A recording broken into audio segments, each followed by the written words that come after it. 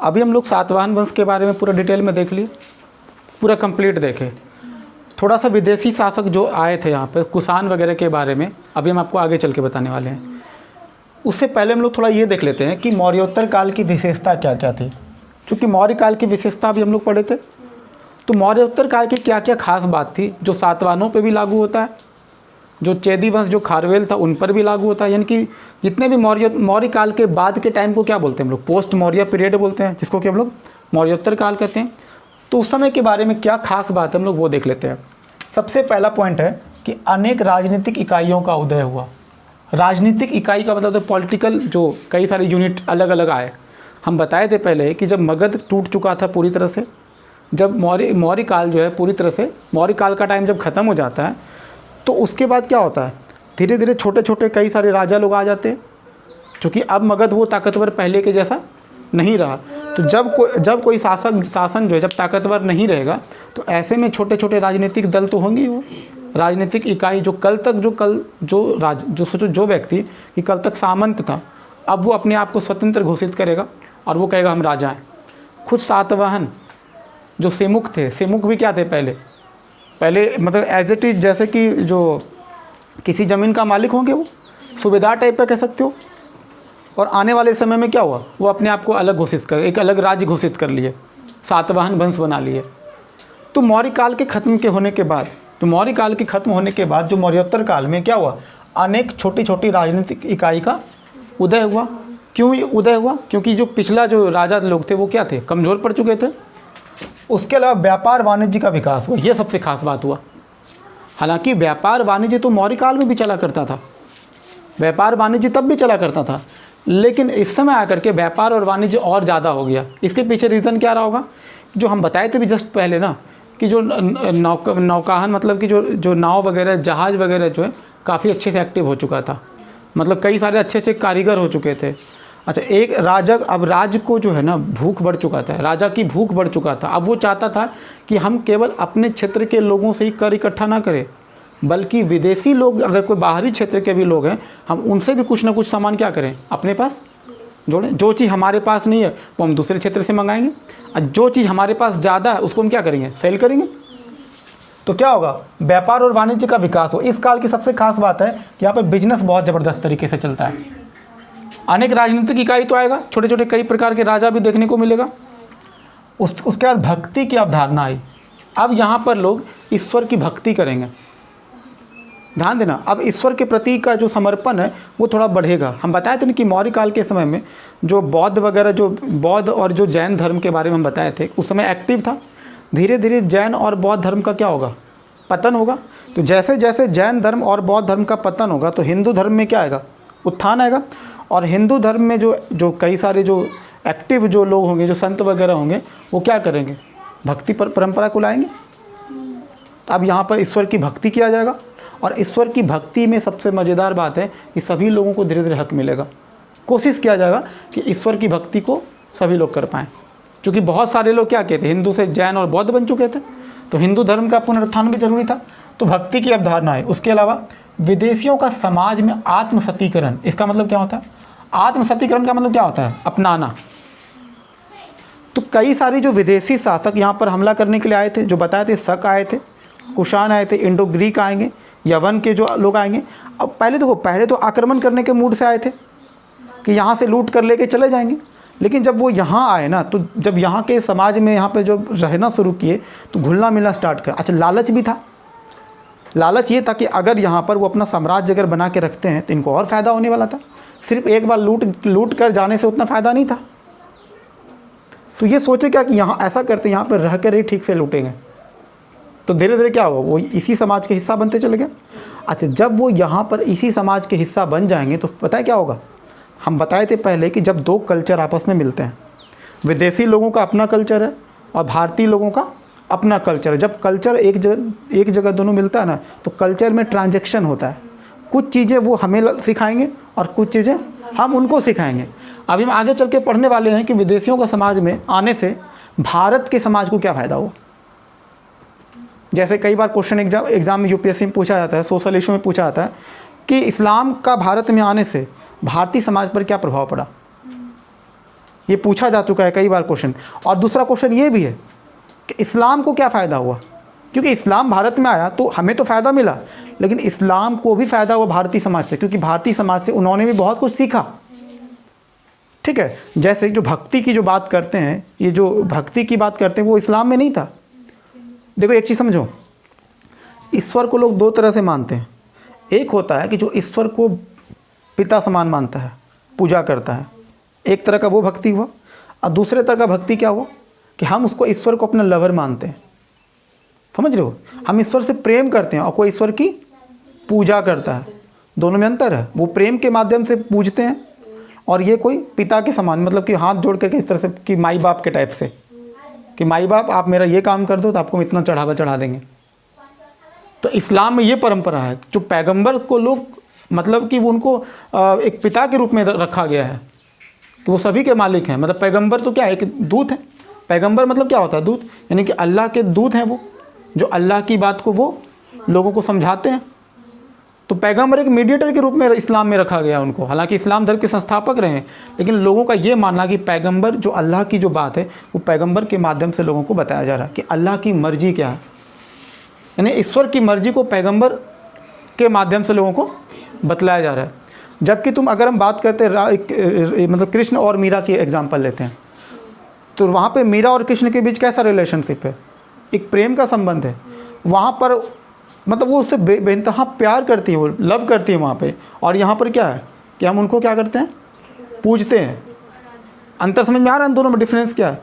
तो दोनों भक्ति की परंपरा यहीं से स्टार्ट होता है। अब यहाँ पर लोग ईश्वर से प्रेम करना शुरू करेंगे। इतना डिटेलिंग हम इसलिए बता रहे हैं क्योंकि अब ईश्वर को ऐसा थोड़ी इससे पहले नहीं पूजते थे, लेकिन ईश्वर को पूजने की परंपरा में बदलाव आएगा। और भक्ति परंपरा हम जब भी पढ़ेंगे तो वहाँ पर ये चीज़ शामिल है कि वो ईश्वर से क्या करेंगे, प्रेम के माध्यम से जो भक्त होते हैं वो अपने ईश्वर के प्रति समर्पण बताते हैं। ठीक है,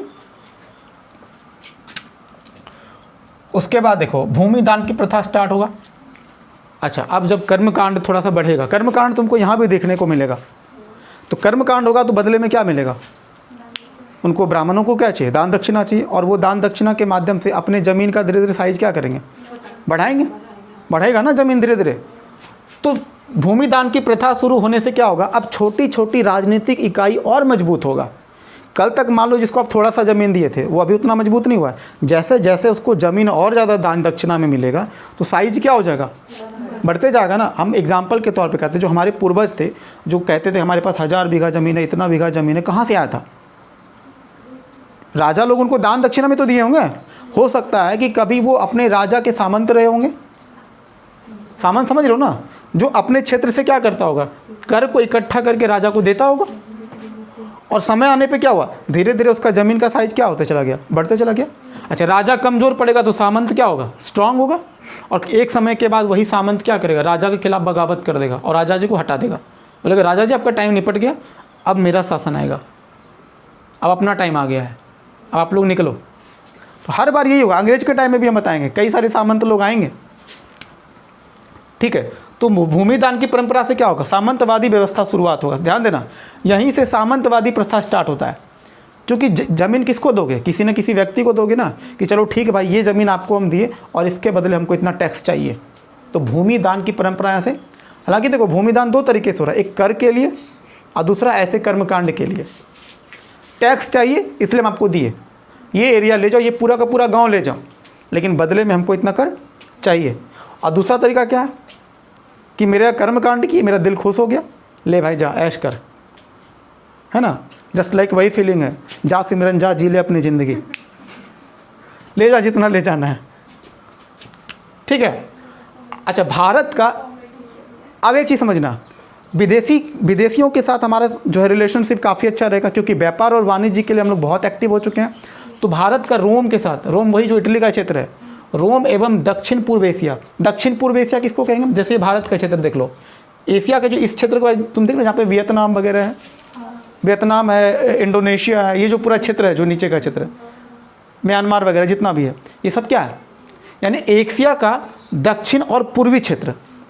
यानी अगर हम मान लें कि ये जैसे ये नक्शा देख लो, ये दक्षिण का क्षेत्र है और ये क्या है, पूर्वी। तो एशिया का इस क्षेत्र की बात हम कह रहे हैं। इधर वाले लोगों के साथ भी व्यापार होगा और उधर इटली के साथ भी होगा। अच्छा, इटली के साथ व्यापार होने में याद होगा सिकंदर जब आया था, जब वो आया था तो वो रास्ता बनाकर आया था, उसी रास्ते का इस्तेमाल आगे चल के व्यापार के लिए होने लगा। सिकंदर तो चला गया, चंद्रगुप्त मौर्य के टाइम में आया था, वो तो निकल भी गया। चंद्रगुप्त मौर्य के टाइम ही आया था ना? अच्छा ठीक है, इसलिए हम सोचे क्रॉस चेक एक बार कर लेते हैं। लेकिन चंद्रगुप्त मौर्य के टाइम में जो राजदूत आया था उसका नाम क्या था? Seleucus Nicator. वो किसका राजदूत था वो? हाँ, अब सही है, ठीक है। इसलिए घुमा के तरफ पूछ देख रहे हैं कि मामला उल्टा सीधा तो नहीं हो रहा है ना। तो देखो, आया तो था उसके टाइम में, धनानंद के टाइम में आया था नहीं, लेकिन उसके बाद इन लोगों से भी रिलेशन ठीक ठाक रहा, ठीक है। तो दक्षिण पूर्व एशिया और रोम दोनों के साथ इनका व्यापार एक नंबर चला। अच्छा, व्यापार चलेगा तो वहाँ के लोग भी यहाँ आएंगे, यहाँ के लोग भी वहाँ जाएंगे, तो कल्चर का ट्रांजेक्शन वहाँ से शुरू हो जाएगा। भारतीय सभ्यता आपको दूर दूर तक फैलता हुआ दिखेगा। यहाँ के ट्रेडिशंस, कल्चर दूसरे देशों में भी दिखाई इसीलिए पड़ता है क्योंकि यहाँ के लोग उस देश से व्यापार करते थे, तो यहाँ के लोग जाते थे वहाँ पे व्यापार करने के लिए, वहाँ पे रहते थे, रहन सहन होगा। तब देखो, कल्चर क्या है? रहन सहन, वेशभूषा, यही तो है। अदब जिसको कहते हैं, तरीका, किसी चीज़ को करने का तरीका, तौर तरीका, ये सब चीज़ भी तो शामिल होता है ना। वो लोग भी हम लोगों से को देख करके इम्प्रेस होते हैं। जैसे दिवाली मनाते हैं हम लोग, तो देख के बड़ा अच्छा लगता होगा, या मिट्टी के दिए में जो है बड़ा शानदार तरीके से ये लोग धूमधाम से करते हैं। हालांकि ध्यान देना, दिवाली में पटाखा उसका अनिवार्य हिस्सा नहीं है, क्योंकि जिसमें पटाखे का विकास नहीं हुआ था दिवाली तब भी मनाई जाती थी, है ना। अब देखो, मुद्रा अर्थव्यवस्था का विकास, इसका मतलब क्या हुआ? अब ये इकोनॉमी किस तरह से चलेगा? मनी के माध्यम से चलेगा, पैसा के माध्यम से चलेगा। पहले इकोनॉमी कैसे चलता था? वस्तु दो, वस्तु लो। पहले मुद्रा कम चलता था, याद होगा वही कारसारपन, सुवर्ण पढ़े थे ना। ये जो सिक्के, पुराने सिक्के, पहले सिक्के का कम इस्तेमाल होता था, लेकिन अब धीरे धीरे क्या होगा? सिक्कों का इस्तेमाल बढ़ने लगेगा। हम पढ़ेंगे कनिष्क के टाइम में, कनिष्क के टाइम में तुम देखना सोने का सिक्का बहुत चलाते हैं वो। अभी गुप्त काल जो पढ़ेंगे, गुप्त काल में भी सिक्कों की भरमार आ जाएगी। अब तो व्यापार सिक्कों के माध्यम से बहुत हद तक होने लगता है। तो यानी कहीं ना कहीं देखा जाए तो अब इकोनॉमी क्या हो गया है? पहले की तुलना में ज़्यादा, यानी कि अब देखो, अगर ये मुद्रा अर्थव्यवस्था नहीं होता ना तो वो दूसरे देशों से व्यापार कर पाता क्या? अब तुम दूसरे देश क्या तुम बोरिया उठा के ले जाओगे? ले भाई ले जा, इतना बोरा गेहूँ है, चावल है, और बदले में हमको जो सामान चाहिए, ऐसे थोड़ी होगा। आप कुछ हल्का सामान लेकर के जाओगे और उसको दोगे तो फिर वहाँ से कुछ भारी सामान लेकर आएंगे। जैसे मान लो बहुमूल्य पत्थर लाना हो, सोने चांदी खरीदना हो, कुछ भी लेना हो, तो यहाँ से सिक्का हम लेके जाएंगे। तो मुद्रा अर्थव्यवस्था का विकास हुआ, इसी वजह से विदेशियों से व्यापार हमारा बेहतर हो पाया। नहीं तो विदेशियों से व्यापार हो पाता क्या? नहीं हो पाता। अगर आपको फॉरेन रिलेशनशिप, फॉरेन ट्रेड करना है, आपके पास करेंसी होना चाहिए, रोकड़ा होना चाहिए। पता चलेगा अनाज लेके जा रहे हो, टमाटर लेके पाकिस्तान पहुंचा रहे हो, पाकिस्तान से मुल्तानी मिट्टी खरीद रहे हो, समझ रहे हो ना। तो मुद्रा अर्थव्यवस्था का विकास होने की वजह से विदेशियों के साथ हमारे संबंध भी अच्छे थे और व्यापार ज़बरदस्त चला, ठीक है। बंदरगाहों का विकास होगा ही होगा। क्यों बंदरगाहों का विकास होगा? क्योंकि व्यापार करना है, तो बिना पोर्ट बनाए जहाज़ जाएगा कैसे? तो नए नए बंदरगाह बनाने पड़ेंगे। तो अच्छा, बंदरगाह कैसे बनता है? जहाँ पे तट होता है, समुद्र का जो तट होता है, जैसे समुद्र का तट है तो उसके किनारे में थोड़ा सा गड्ढा भी किया जाता है ताकि वहाँ पे नाव ठहर सके। ज़्यादा पानी रहेगा तो जब माल उस पर डालेंगे जहाज़ में तो वो दबने के बाद भी क्या होगा? ज़मीन में नहीं सटेगा। इसलिए जहाँ पर भी पोर्ट होता है, जैसे कांडला पोर्ट है, विशाखापत्तनम है, जितना भी जगह पे पोर्ट है, वहाँ पे किनारे में जिस जगह की माल को उसमें लोड किया जाता है बहुत गड्ढा होता है। सब जगह पोर्ट नहीं बनाया जा सकता है। तब तो इतना बड़ा 7500 किलोमीटर का मतलब जो है पूरा एरिया सब जगह पोर्ट ही बना देगा, ऐसा थोड़ी होता है। कहीं पे तलछट वाला भी एरिया होता है, कहीं पे गहराई वाला एरिया होता है। तो जहाँ पे गहरा वाला एरिया होगा वहाँ पर क्या बनाते हैं? पोर्ट बनाते हैं, ठीक है। तो बंदरगाहों का विकास हो गया, उसके वजह से व्यापार वाणिज्य होगा, उसमें मुद्रा अपना अच्छा रोल निभाएगा। उसके बाद नगरीकरण में वृद्धि, ओबियसली सीधा इसका कनेक्शन है। नगरीकरण तो होगा। अब लोग धीरे, अच्छा नगरीकरण क्या प्रोसेस है? ध्यान देना, ये जो नगरीकरण है वो क्या है? प्रोसेस ही तो है। अच्छा, किसको कहते हैं? याद है पहले भी बताया थे, गांव और शहर किसको कहते हैं? जहाँ पर कि मैक्सिमम पॉपुलेशन एग्रीकल्चर प्रोडक्शन में है तो उसको हम लोग गांव कहते हैं, और जहाँ पे नॉन एग्रीकल्चर एक्टिविटीज़ में है उसको क्या बोलते हैं? शहर बोलते हैं। तो अब धीरे धीरे चूंकि व्यापार वाणिज्य का विकास हो चुका है, तो ऐसे में लोग क्या करेंगे, लोगों के पास दूसरा ऑप्शन भी है काम करने के लिए, सिर्फ खेती नहीं करेंगे। अब लोग धीरे धीरे क्या करेंगे, खेती के अलावा यानी जितने भी नॉन एग्रीकल्चर एक्टिविटी हैं उसमें भी लोग एक्टिव रहेंगे। अब धीरे धीरे लोग जो है शिल्पकार वगैरह बहुत सारे एक्टिव हो जाएंगे, नक्काशी करेंगे। तुम देखना तरह तरह के मंदिर बनाते हैं, राजा लोग खर्चा करते हैं, बहुत खर्चा करते हैं उसके लिए। तो नगरीकरण में धीरे धीरे क्या होगा, अब लोग धीरे धीरे क्या होगा, अब लोग नगर, वही हड़प्पा काल में नगर हुआ करता था एक समय।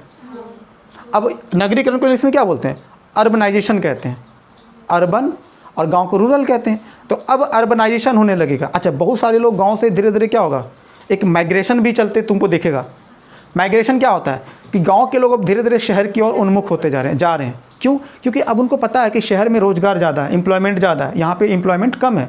यहाँ पे रहोगे तो गांव में सिर्फ खेती करना पड़ेगा, शहर में जाएंगे तो हमारे पास काम करने की डाइवर्सिटी बहुत ज़्यादा है, हम बहुत सारा काम कर सकते हैं और उसकी अच्छी कीमत मिलती है वहाँ पे। सबसे अच्छी बात ये। तो अब नगरीकरण के साथ साथ माइग्रेशन भी देखेगा। अब देखना शहर की जनसंख्या धीरे धीरे बढ़ने लगेगी, तो जनसंख्या बढ़ेगी तो अव्यवस्था भी बढ़ेगा, फिर वही पॉल्यूशन ये सब आएगा। तो देखो अब हम लोग हड़प्पा काल के बाद से नगरीकरण का देख लो प्रोसेस फिर से धीरे धीरे स्टार्ट हो चुका है। उसके बाद मानसूनी हवाओं की खोज। अब ये मानसून क्या होता है, मानसूनी हवा क्या होता है? अब देखो ये मौसम के हिसाब से जो परिवर्तन होता है। अब परिवर्तन क्या होगा, जैसे कि हम लोग देखते हैं किसी खास समय में ही बारिश होती है, किसी खास समय में ही ठंड होता है, तो ये मानसून का ही तो कमाल है। अच्छा, मानसून हवा से क्या फ़ायदा होगा हमको, ये एक्चुअली मानसून के बारे में डिटेल में ज्योग्राफी में हम लोग पढ़ लेंगे, लेकिन ये मानसूनी हवाओं का क्या कमाल है। देखो समंदर में क्या होता है ना, किसी खास टाइम में हवा एक डायरेक्शन से दूसरे डायरेक्शन में चलता है, अब फिर दूसरे टाइम में क्या होता है, उल्टा डायरेक्शन में हवा चलता है। अब सोच के देखना कि मान लो कि अभी के समय में, मान लो ये इंडिया का जैसे मैप है, हम ये बता रहे हैं ऐसे करके इंडिया का मैप है, और हमको जाना यहाँ पे इंडोनेशिया माल को लेकर के, और सपोज दैट हवा जो है इधर से इधर की ओर बह रहा है, ऐसे बह रहा है, मतलब पश्चिम से पूरब की ओर बह रहा है। तो ऐसे में जो जहाज़ यहाँ से निकलेगा वो यहाँ पर आने में दिक्कत होगा उसको? नहीं। अब तुम देखना पुराने वाले जो नौका लोग होते थे, जो जहाज़ होता है उसमें देखना बड़ा बड़ा कपड़ा के साथ तंबू के साइज लगा होता है। वो तंबू क्यों लगा रहता था? ताकि उसको हवा पकड़े और तेज़ी से उसको धक्का लगाए, तो उसको एफर्ट नहीं करना पड़ेगा। तो मानसूनी हवा का इस्तेमाल, उसको पता है कि हवा किधर से किधर बहने वाली है, और उसी टाइम में माल लोड करके लेकर के, अच्छा जाने में भी टाइम लगता था, 2 महीना 3 महीना 4 महीना लग जाता था। अच्छा, फिर जब हवा उल्टा रुख में आने लगता था फिर वहाँ से इधर, तो हवा का अच्छा इस्तेमाल हो रहा है, समझ में आया? तो मानसूनी हवाओं की खोज हुई, मतलब उससे पहले लोगों को नहीं पता था, उतना आइडिया नहीं था। लोग मतलब जैसे तैसे व्यापार करने के लिए कभी भी निकल जाते थे। जब उनको लगा साला, मतलब इस पर जब रिसर्च चला कि आखिर मानसूनी हवा किधर से किधर किस समय बहता है, मतलब होगा तो पहले ही ना, सिर्फ लोगों को पता नहीं था, आइडिया नहीं था इस चीज़ का। तो जब हवा के नेचर को उन्होंने समझा तो उनको लगा रही है तो व्यापार करने में बहुत अच्छा है मेरे लिए। सबसे बड़ा बात है जो यातायात है, जो ट्रांसपोर्टेशन है, उसमें बहुत हेल्प मिलेगा हमको, मेहनत नहीं करना पड़ेगा। देख लो बेनिफिट। तो इतने सारे वजह थे क्या मौर्योत्तर काल के। अब जरा देख लेते हैं कि शिल्प संगठन और श्रेणी वही लोग जो कि व्यापारी वर्ग के लोगों को, समूह को बोलते थे श्रेणी। शिल्पकार जो मूर्तिकार होते थे, जो बर्तन वगैरह भी बनाते थे, जो डिज़ाइनिंग वगैरह घर में नक्काशी वगैरह सब करते थे, जो क्राफ्टिंग इसको इंग्लिश में कहते हैं, क्राफ्ट का काम करना। अब ये क्या थे, कारीगरों एवं व्यापारियों का संगठन को क्या बोलते थे, श्रेणी। जो कारीगर जो उस समय जो काम उम करते होंगे, जो नक्काशी डिज़ाइनिंग वगैरह जो पत्थर में जो करते होंगे, तो और उनके जो व्यापारी लोग होते थे उनके ऑर्गेनाइजेशन को क्या बोलते थे, श्रेणी।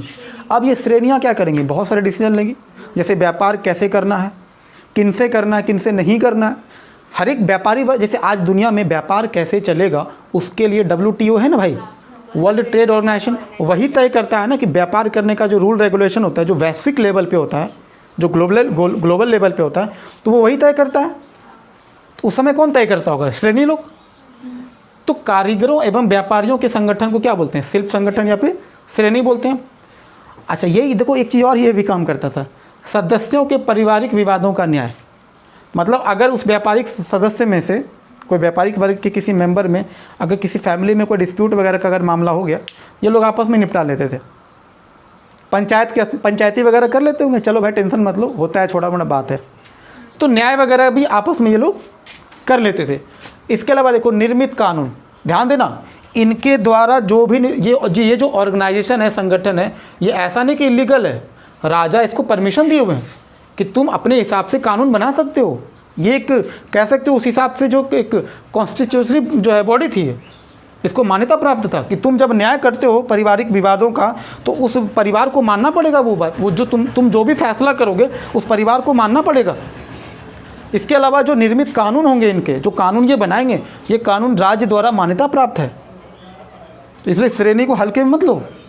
ये बहुत ही ताकतवर समूह था उस समय का, क्योंकि इसी से पता चलता है कि व्यापार उस समय कितना ज़बरदस्त था। इसके अलावा देखो शिक्षण संस्थाओं की स्थापना, चूँकि लोगों को एजुकेशन से भी तो जोड़ना ज़रूरी है। सदस्यों को तकनीकी, उस समय भी टेक्नोलॉजी की पढ़ाई होती थी। जैसे आजकल जो जितने भी सारे जो MBA, जो BTech वाले लोग जो करते हैं, क्यों करते हैं? ताकि जो मार्केट के डिमांड के हिसाब से आपको पढ़ाई किया जाए। एक तरह से ये वोकेशनल कोर्स भी है, आपको मतलब कि उसी चीज़ की पढ़ाई करनी चाहिए जिससे कि आपको बेनिफिट हो। ठीक है, तो सदस्यों को तकनीकी एवं व्यावसायिक शिक्षा, मतलब उस समय भी लोग MBA टाइप का कुछ डिग्री वगैरह लोग लेते थे। तो व्यापारिक यानी कि बिजनेस की जो पढ़ाई लोग तब भी करते थे। ठीक है, और एक चीज़ देखो, वस्तुओं का मूल्य कौन निर्धारित करेगा? वस्तुओं का, जो किसी भी वस्तु का कीमत कौन तय करेगा? यही श्रेणी। ये बड़ा यूनिकनेस नहीं लग रहा है कंसेप्ट? आज कोई भी चीज़ मार्केट में रेट तो कौन तय करता है? हाँ, हर बार सरकार तय नहीं करता है, कई बार ऑर्गेनाइजेशन वाले भी करते हैं। जैसे कि मंडी में किसी चीज़ का कीमत क्या होगा, प्राइवेट वाली मंडी की हम बात कर रहे हैं, वहाँ पे कई बार मंडी के लोग करते हैं डिमांड सप्लाई के हिसाब से। कोई वस्तु अगर ज़रूरत से ज़्यादा आ गया तो उसका रेट कम हो गया, नहीं है तो फिर उसका रेट। देखो उस समय भी फ्लेक्सिबिलिटी थी, यानी एक तरह से अगर हम बात करें तो मौर्योत्तर काल में व्यापार में उदारीकरण दिखता है, लिबरलाइजेशन। वहाँ पे राजा व्यापार से अपने आप को अलग रखता था कि ठीक है व्यापार करो, तुमको टैक्स चाहिए। राजा का काम व्यापार करना नहीं है, बल्कि इन लोगों का काम है व्यापार करना। तुम लोग को कानून बनाने का भी ताकत वाकत सब दिए हुए हैं, बस गड़बड़ नहीं होना चाहिए। समझ में आया? तो वस्तुओं का मूल्य का निर्धारण कौन करता था? यही। और सबसे मज़ेदार बात, बैंकिंग कार्य से भी जुड़े हुए थे। मतलब कि किसी, अच्छा बैंक का काम क्या होता है? ऋण देना, यही काम होता है ना, ऋण देना और उस पर से ब्याज लेना। मतलब लोन देंगे, उस पर जो इंटरेस्ट होता है वो हम लेंगे, बैंक को तो यही फ़ायदा होता है। अच्छा, लोन कौन लेगा? जो व्यापारी वर्ग होंगे, जिनको सामान वगैरह मंगवाना पड़ता होगा। तो ये कर्ज वगैरह भी अगर कुछ लेना, किसी व्यापारिक वर्ग को अगर मान लो कर्ज चाहिए तो राजा के पास जाने का ज़रूरत नहीं है, इन्हीं से ले लो और फिर तुम टाइम के हिसाब से चुका दो। नहीं चुकाओगे फिर ये पनिशमेंट भी देंगे, क्योंकि अपने रूल में दिया हुआ है कि गड़बड़ करोगे तो फिर हम पनिश भी कर सकते हैं। तो देखो व्यापार और वाणिज्य का मौर्योत्तर काल में, तुम देखो मौर्य काल को भी हम पढ़े, लेकिन मौर्य काल और मौर्योत्तर काल में डिफरेंस क्या दिखा आपको?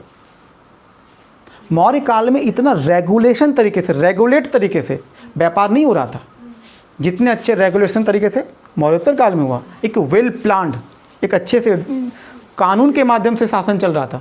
जबकि वहाँ पर क्या था, हम पढ़े थे ना, केंद्रीकृत शासन व्यवस्था था, जबकि ये डिसेंट्रलाइजेशन दिख रहा है। अगर हम व्यापार करने की अथॉरिटी अगर किसी खास ऑर्गेनाइजेशन को दे रहे हैं, पावर दे रहे हैं कि चलो ठीक है व्यापार वाला हिसाब तुम देख लेना, माँ के हमको सिर्फ कर से मतलब है, तो राजा उतना इंटरवेन कर रहे हैं क्या? देखो कोई भी किसी भी शासन काल में अगर राजा ज़रूरत से ज़्यादा एक्टिव होगा तो व्यापार नहीं हो पाएगा। वर्तमान सरकार में भी देख लो, अगर ज़रूरत से ज़्यादा एक्टिव अगर टाइट करने की कोशिश करेगा तो व्यापार हो पाएगा क्या? नहीं। तुम गौर करना, किसी भी जिस भी देश का ईज़ ऑफ डूइंग बिजनेस खराब है, जिसका रैंकिंग खराब है, वहाँ पे तुम देखना कि केंद्र की जो ताकत है वो ज़्यादा है, ऑटोनॉमी कम दे रखा है। तो ऐसे में व्यापार हो पाएगा क्या? नहीं। व्यापार करने के लिए व्यापारी लोगों को आपको स्वायत्त देना पड़ेगा, छोड़ना पड़ेगा, छूट देना पड़ेगा। ये हो गया हमारा ना। एक चीज़ लास्ट टॉपिक आज का हम लोग देख लेते हैं, सामाजिक विशेषता। ये तो पूरा बिजनेस से रिलेटेड पूरा हम लोग पढ़ लिए कि क्या मामला था वहाँ का। तो शिल्प श्रेणी संगठन वाला टॉपिक हमारा फिनिश हो गया। अब हमारा सामाजिक विशेषता, आखिर समाज के लोग, सामाजिक विशेषता मतलब क्या? समाज की खास बात क्या था? तो समाज किससे बनता है? लोगों से। अच्छा, लोगों की मान्यता के हिसाब से सामाजिक विशेषता देखा जाता है। अब जैसे देखो उस समय भी चतुर्वर्ण तो थे, जिसमें कि ब्राह्मण, क्षत्रिय, वैश्य और जिसमें इन तीनों को द्विज कहा गया, यानी कि दोबारा जन्म लेने वाला। और इनको क्या बोला था? अद्विज, जो दोबारा जन्म नहीं ले सकता है अछूत। ये परंपरा तो पहले से चलते आ रहा था। शूद्रों का एक काम था मात्र, कृषि, यानी खेती करने का काम किसका था? सिर्फ और सिर्फ शूद्र का काम है खेती करना। वैश्य का काम है व्यापार करना। क्षत्रिय का काम क्या है? रक्षा करना। इनका काम है पढ़ाना और कर्म कांड में हिस्सा लेना। ठीक है। अब देखो क्षत्रियों में भी दो तरह के क्षत्रिय थे, समझो। क्षत्रिय में भी दो तरह के क्षत्रिय थे, एक उच्च कुल के क्षत्रिय और एक निम्न कुल के क्षत्रिय। ये बांटा गया कैसे बता रहे हैं। उच्च कुल के क्षत्रिय वो थे जो यहाँ के मूल निवासी थे, जो क्षत्रिय थे। और निम्न कुल के, यानी कि क्षत्रिय का दर्जा जिसको दिया गया उसको निम्न कुल का क्षत्रिय माना गया। जो विदेशी लोग जो आते थे ना, ये लोग इंडो ग्रीक, कुषाण, इन लोगों को क्षत्रिय का दर्जा मिला था। ओरिजिनल क्षत्रिय नहीं थे, इनको दर्जा दिया। तो क्षत्रियों में जो निम्न कुल के दर्जी था, दर्जी कह रहे हैं, जो क्षत्रिय था उसको दर्जा मिला था। प्राप्त क्षत्रिय का दर्जा मिला, किसको मिला था? विदेशियों को मिला। अच्छा, जब विदेशी को मिलेगा उसको लगेगा अच्छा हम अब तो राजपूत बन गए, क्षत्रिय बन गए। अब फिर देखेगा कि चलो ठीक है तो बन गए। जब वो बनेगा, बहुत सारे लोगों की, ध्यान देना, इस समय कई सारे बहुत बड़ी संख्याओं में बहुत सारे लोगों को क्षत्रिय बनाया गया, कई सारे विदेशियों को। अब देखो क्या करेगा वो, क्या करेंगे अब जब वो इस समाज में आएंगे वो क्या करेंगे? अब वो कहेंगे भाई ये कैसा सिस्टम है बताओ जरा सा। शामिल तो तुम उसको कर लिए, अब जिनको तुम शामिल किया अब वही तुम पर सवाल खड़ा करेंगे। ये वर्ण व्यवस्था क्या है? तो सीधा कहेगा घटिया है, ये बदलो, ये भेदभाव है, गलत है। ऐसे में यहाँ के लोगों को लगेगा भाई बनाए हम, दिए तुमको हम दर्जा, मेरे पे ही सवाल खड़ा कर रहे हो। बोला हाँ भाई एक्चुअली गलत है, ये सही नहीं है। वर्ण व्यवस्था पर ही सवाल खड़ा करेगा। और जब वर्ण व्यवस्था को लेकर के ये कठोर आलोचना करेगा, घोर निंदा करेगा, सबसे ज़्यादा पेट में दर्द किसको होगा? इनको दर्द होगा, क्योंकि सिस्टम ठीक से यही इस्टेब्लिश किए थे। ये चाहते थे ये सिस्टम बना रहे और हम सबसे टॉप पे रहे, क्योंकि इससे इनको फ़ायदा होने था। अच्छा, इनके अलावा इनको भी मज़ा आ रहा था, सम्मान मिलता था भाई, मज़ा आएगा ही ना। अच्छा, कल के डेट में जब ये सवाल उठाएंगे, ये विदेशी लोग जो इंडो ग्रीक सब जो आएंगे, इनको बड़ा दिल को ठेस लगेगा कि ये नहीं करना था, बाकी सब ठीक था, सवाल नहीं खड़ा करना था, है ना। अब क्षत्रिय लोग नाराज़ होंगे, ब्राह्मण नाराज़ होंगे, मज़ा कौन लेगा? ये दोनों को मज़ा आएगा। ये लोग तो नाचेगा क्या, बहुत बढ़िया, यही तो हम चाह रहे थे, इतना दिन से यही तो समझाना चाह रहे थे। इनका एंटीना काम नहीं कर रहा था और इनका भेजा यहाँ था घुटने में, क्योंकि यही बोले थे तुम अपना भेजा को घुटने में रखो, क्योंकि उसके अलावा सोचना नहीं है। क्षत्रिय के साथ ये तो समस्या है ना, आन पर कान कटा देंगे लेकिन दिमाग नहीं लगाएंगे कि तुम्हारा यूज़ भी कोई कर सकता है। तो ये उस समय की हम समझ रहे हो, क्षत्रियों के साथ जो समस्या रहा है वो यही समस्या रहा है। इनका एंटीना का रडार बहुत ऊंचा होता है, ये ऐसी ऐसी बातें करता है किसी के समझ में नहीं आता है कि देवलोक परलोक कहाँ की बात कर रहा है, मोक्ष, ये सब चीज़ कह रहा है, किसी के पल्ले नहीं पड़ रहा है। अच्छा, इनको इससे थोड़ा थोड़ा पल्ले पड़ा क्योंकि इनको फ़ायदा मिला, क्योंकि गद्दी इन्हीं को मिलना था ना। जब गद्दी इनको मिलेगा तो इनको तो मज़ा आएगा, सजा तो इन दोनों को मिल रहा है। अब कहेंगे क्या कि हम दोनों भी टैक्स नहीं देंगे। देखो अब ये क्या करेगा, वर्ण व्यवस्था पे सवाल किया, बोला अब भाई भूल जाओ, जो पहले दिए तो ऐश करो उसी पर, अब हम आपको कर नहीं देने वाले हैं। अब ये कर दायित्व से विमुख होने लगेंगे, बोलेंगे हम टैक्स किस बात का दें, क्योंकि हम वैश्य हैं, शूद्र हैं, मेरा काम खेत, हम नहीं करेंगे खेती, तुम्हारा खेत है तुम खुद ही कर लो, हम नहीं करने वाले हैं खेती। क्यों करेंगे भाई? तुम समझ रहे हो, ये लोगों में कम से कम देखो विदेशी करने से एक फ़ायदा हुआ, इन दोनों को तो बड़ा मज़ा आया। मतलब समझ लो कि कितना नाच रहे होंगे, मतलब खेत में बैठ के, ये ठीक लग रहा है। अब ये राजा को जो ज़बरदस्ती देना पड़ता था अब नहीं देना पड़ेगा, और ऐसे में क्या होगा, विदेशियों के साथ इनका डिस्प्यूट बढ़ेगा, मनमुटाव बढ़ेगा। फिर ये कुछ प्लान करेंगे। देखो अभी देखो ये प्लान क्या करने वाले हैं, कहेंगे एक काम करो, बहुत नौटंकी दिख रहा है, मनुस्मृति लाओ, एक ऐसा किताब लाओ जो अंतिम सत्य यही है, लोग इसकी बात को, तो इसी काल में मनुस्मृति की रचना कर देते हैं। इनको पता था कि एक ऐसा किताब, एक ऐसा संविधान बना दो जिस पर लोग सवाल, देखो किसी भी चीज़ का ज़रूरत तब पड़ता है जब दिक्कत हो, ऐसे नहीं कि बैठे बैठे मन नहीं लग रहा चलो भाई मनुस्मृति बना देते हैं, नहीं, ये लोग जिम्मेदार थे, ये मनुस्मृति बनाने के यही उकसाए थे। इनके वजह से ना इनको पेट में दर्द हुआ होता, ना ये मनुस्मृति बनाते। आज इसमें क्या बोला गया कि वर्ण व्यवस्था भाई बहुत ज़रूरी है, बहुत ज़रूरी है। समझ में आ रहा ना, ये अपने रडार का इस्तेमाल करके बता दिए कि वर्ण व्यवस्था कितना ज़रूरी है। अब यहाँ से वन व्यवस्था क्या करेगा, फिर से एक्टिव होगा। और इसी टाइम में खास करके देखो धर्म में भी बहुत सारे परिवर्तन है, कुछ अच्छे भी काम हुए, जैसे कि भक्ति की अवधारणा आई। अब लोग ईश्वर से डरेंगे नहीं, भक्ति करेंगे। एक तुमको एग्जाम्पल देते हैं, जन्माष्टमी जब होता है उस दिन का माहौल ज़रा देखना घर का।